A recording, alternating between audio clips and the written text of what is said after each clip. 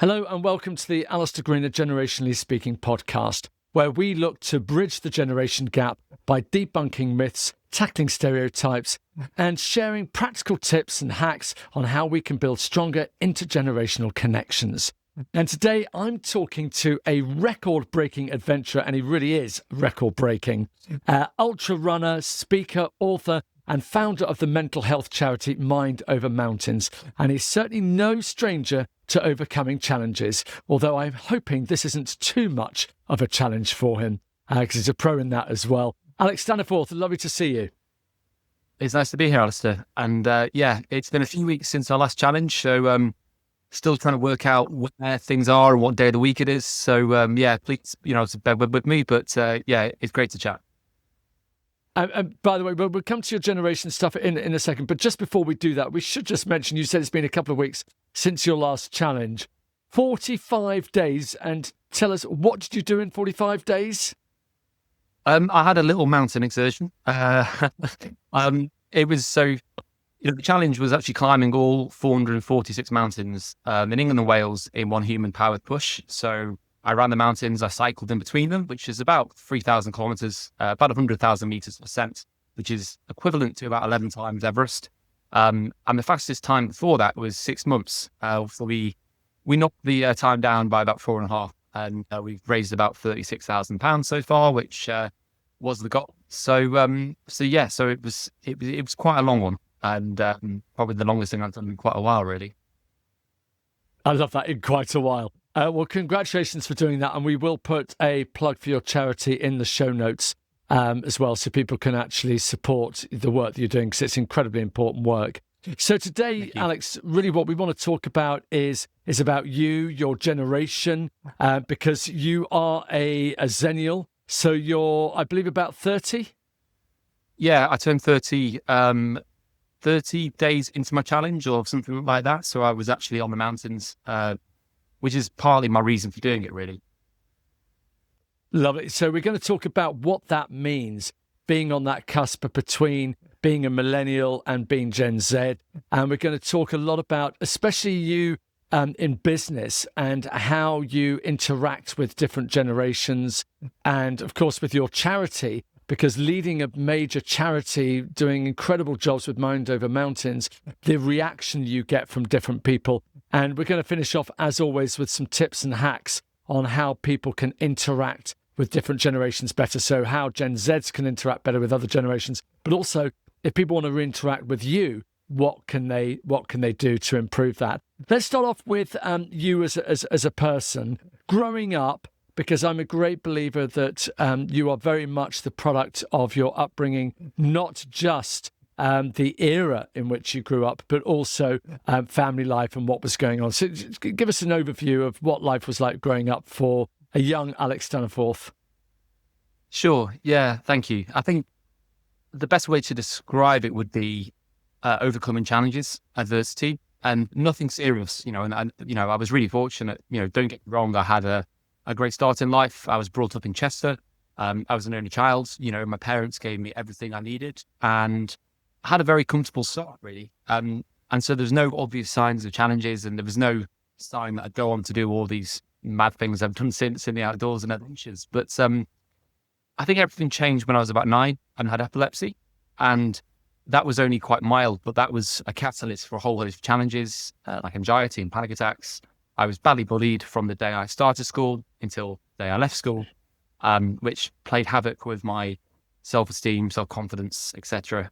I actually hated sports. To begin with, I was the kid that, came second to last in cross country in year 7. I was useless. And I've also had a stammer ever since I've been able to speak, pretty much again all the way through school, which is something I now have to deal with every single day, despite somehow being a speaker. And so that made school quite challenging for me. And the real kind of turning point was when I was about 14, when I found the outdoors, and I found outdoor challenges on a hill walk in the Lake District. And that was the whole kind of mindset shift in terms of what was possible, and realizing that, we can't choose our challenges in life, but we can always choose our response to that. And from then on, I kept raising the bar. I wanted to find what was possible. And then along the way, giving something back, through fundraising, and ultimately now by trying to inspire people through speaking and writing as well. But how would I describe my childhood? I'd say kind of normal, really. That's a very simple answer, isn't it? No, that's fine. And because sometimes it's the extremities of things that happen that might influence you, but also, plain and simple normality. And, it's quite interesting you're talking about your struggles growing up in school. Do you think that's different today? Because I know you do some work in schools and things. Do you think we've moved on from that era? Do you think you would have still had those same struggles if you were, say, 13 today?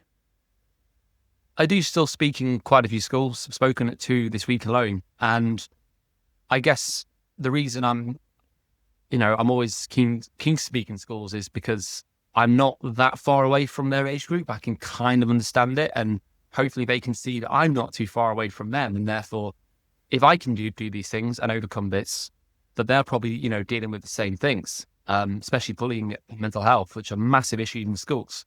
Then they can think, well, okay, I can achieve that too. And there's no good if they hear somebody that's, 3 times their age, because they just can't relate to that.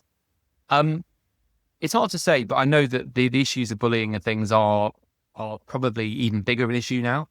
I think the only thing that's changed is the growth of social media, which actually back then, I make myself sound old now. Back then it was less of a thing. I only actually had a mobile phone in my first year of high school, and back then that felt a bit of a, it was like a big shift in society, and nowadays it's almost in our hands as soon as we can walk and talk. And I think that ability for people to absorb and make comparisons online and not really have the perspective of the real world, and for all the bullying and things that go on behind that curtain, where there's no kind of consequences, that's got to be challenging for kids. And we hear stories about that. And would it have been harder now? I would probably say it is harder now, because I also think that there's a lack of resilience. As the world gets more developed, I think we make our life easier in some ways, and therefore that reduces our ability to cope and to actually overcome those things. And the pandemic has just made that even worse. I would absolutely agree that it probably is a little bit harder, purely because it manifests itself in a different way, and that young generations today don't have any, they don't walk away. You left school, at least you had sanctuary at home, where today kids trying to find sanctuary at home when there's messages coming through on various apps and things, they don't get away quite as much. But that's a whole other debate. I want to talk a little bit about your generation, because you were talking there about how you bridge going into schools. But obviously you are running your own business, you're a speaker, and in the speaking world, there aren't that many younger speakers. So do you get any generational bias, if you like, unconscious bias towards you from, say, people booking as if to say, hey, what life experience have you got? You can't come and be a speaker. You're not up for that. I mean, what sort of conversations go on there? And is it an issue or actually not? Well, I think you're right that there's not that many speakers who are 30 or below. And I have to try and make the most of that, because very soon. And even now I'm feeling it's, it's changing, and I'm having less of that appeal because I'm getting older. I'm told I look quite young, so I'm also trying to keep hold of that as well. So I think keep moisturizing. I'll keep trying it. It's all the time. It's all the kind of like time outside. It's really good for you. But I think really hit me quite recently. It was actually a couple of years ago now. It was when I was prospecting for some work, and I was kind of cold calling, which I hate doing. And, I was emailing somebody about a conference, and, I sent my bio and my story in a short paragraph, and, they said, oh, you're still quite young. And it was the quite word really bothered me, because when I started out, I was always the young adventurer, the young speaker. And then I had to recheck all my bios and things and start thinking, can I still call myself a young adventurer? I mean, what would you class as young? I'm like, oh, actually, probably not, because it's better that I meet expectations rather than disappoint, and it's a middle-aged adventurer doesn't have the same ring to it, does it?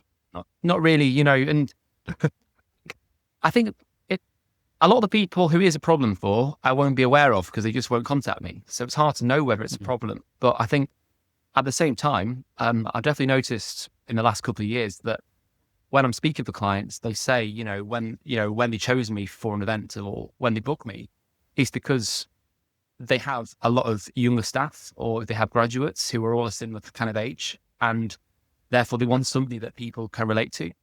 Their staff might be, a young kind of tech company and they're all like in their 30s, and actually I'm closer to them than perhaps somebody who's, twice my age. And also I think they're really keen for diversity as well. And I think speaking clients in particular, like they are a lot more keen on diversity in different backgrounds and different ages now, rather than, a stereotype, speaker.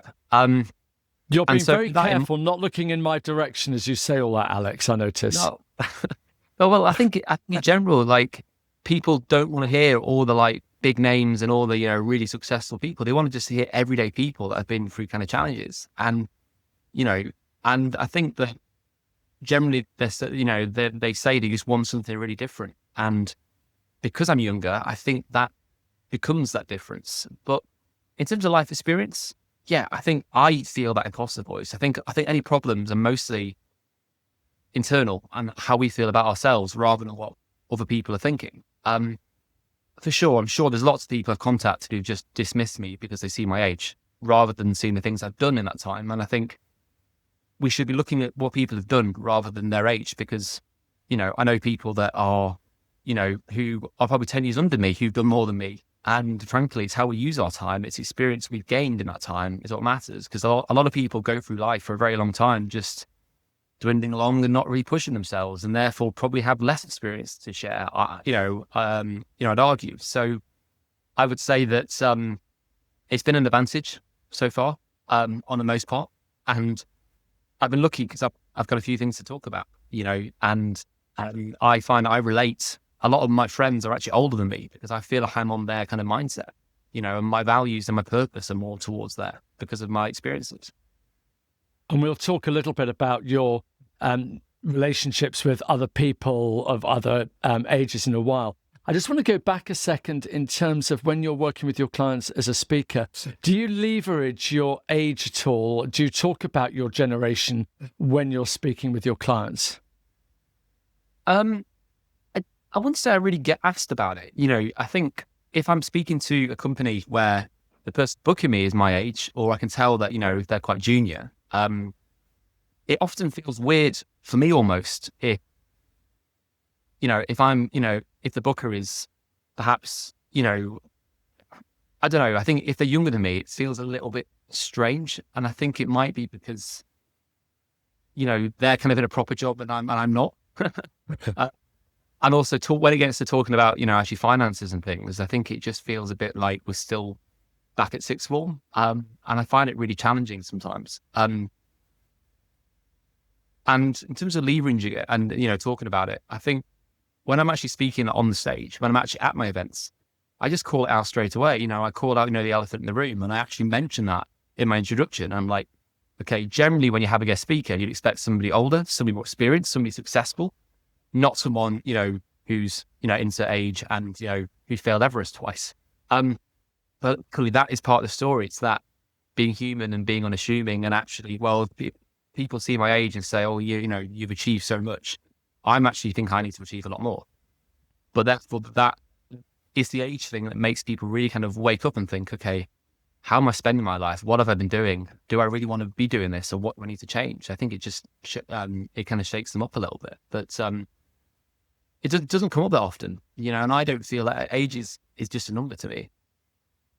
And I think it's becoming more and more that, wherever you go, age is far less relevant. We're not defined by our age as much as maybe we were in terms of what we wear, how we sound, and all those kind of things. I think the age brackets have blurred an awful lot more.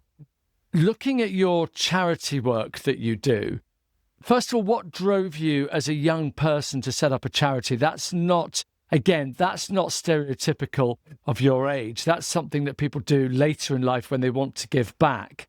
They realize what they've received and they want to give back. What was your driver as a young millennial, Gen Z, that kind of cusp age, what would you say?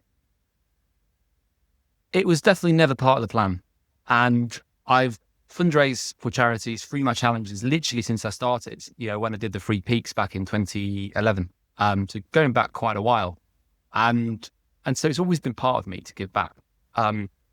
Starting a charity, and I would have been 24, 25 at the time, definitely wasn't part of the plan. But, it was, I think the driver was actually on Everest, was realizing, just how fragile life is, and actually how success isn't really about chasing the next big thing. It's not about, reaching the top of the mountain, but it's about creating something bigger than ourselves and leaving something bigger behind.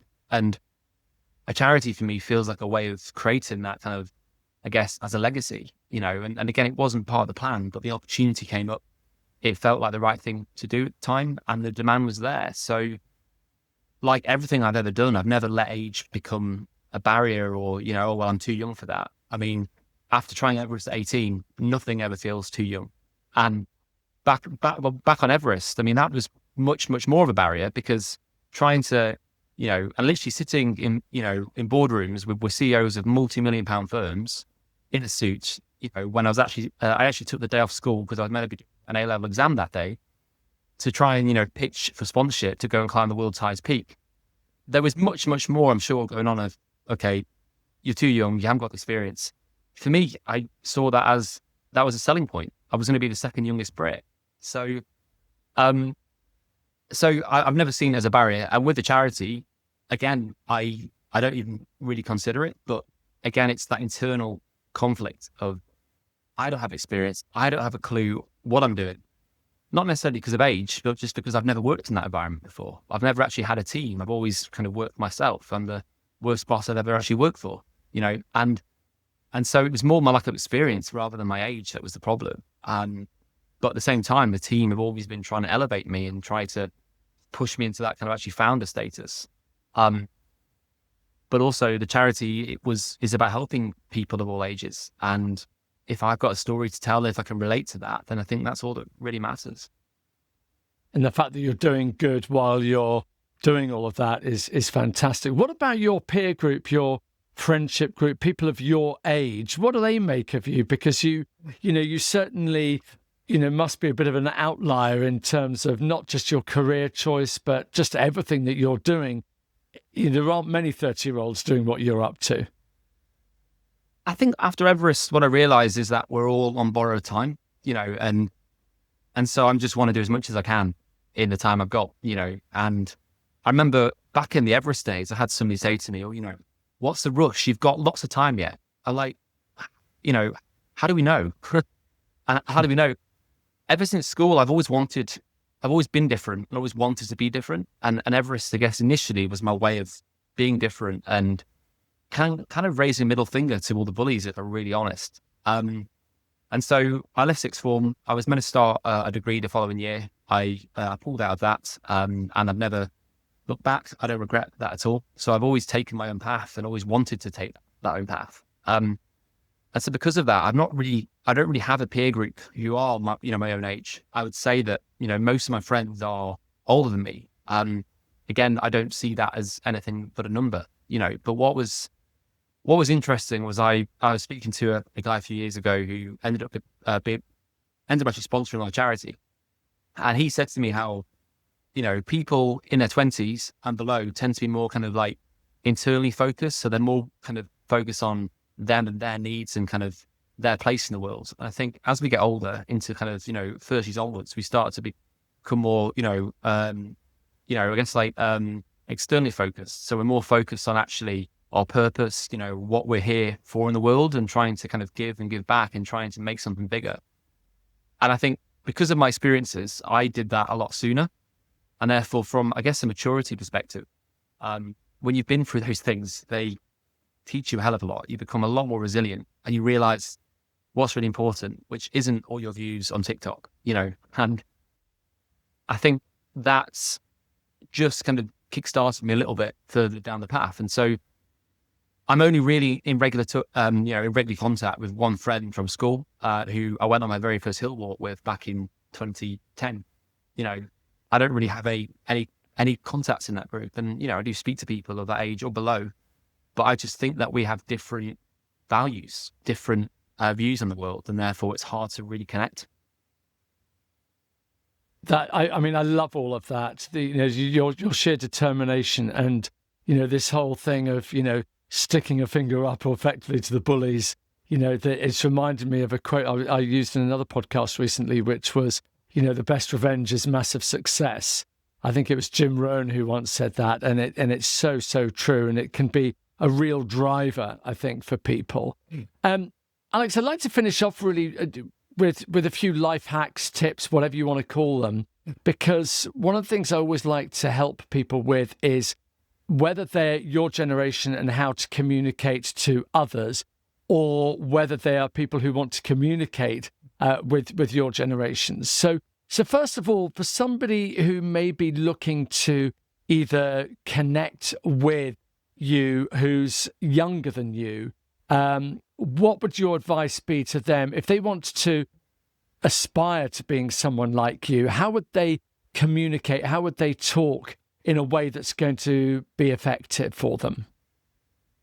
Is that to me in person or just in general, as a title? No, in general for them towards you. So if they want to get the best from you in terms of help, advice, and so on, what's the best thing for them to do to connect with you? It might not be, everyone in general, in my age group or generation. I'd just be me individually. But I think what I've noticed in younger generations is there's a lack of commitment, like there's a bit of entitlement. And I want to help people. I want to speak to people that really, really want stuff and are willing to do the hard work. And I see this a lot in schools as well. And I think I want to see people that are committed, that are willing to put the hard work. And I think in general, since the pandemic, there's kind of a general kind of flakiness. There's a lack of respect. And if you're not going to do something, or if you're not going to turn up or respect something, then just say yes or no, but don't just kind of stop speaking and stop communicating. I think. Why do you think some people are like that? I think our culture and social media is allowing it to happen too easily with no consequences. And I think it's a social media piece and being able to do things and without any consequences for doing them. And that kind of quick gratification that we get from that world. I think that's only a theory. I'm definitely not an expert in the space at all. I think in terms of communicating it, I think for me, just be committed, be respectful, and be ambitious. And I do think that my generation now are very much purpose focused. So we want to be doing things that are, ethically right, are in line in our values, and are, making a difference. And you hear that a lot of, young people not wanting to work in big corporates for that same reason. And what about older people looking at you, those ones who might experience a bit of, or they might be generationally biased towards younger people, making assumptions that clearly would be misplaced assumptions if it's someone like you? How would you suggest, or what tips would you give them to communicate more effectively to your generation? Blimey. I think we are the generation of email and online communication, and having a stammer, I'm really bad on the phone anyway, so it might just be my bias there.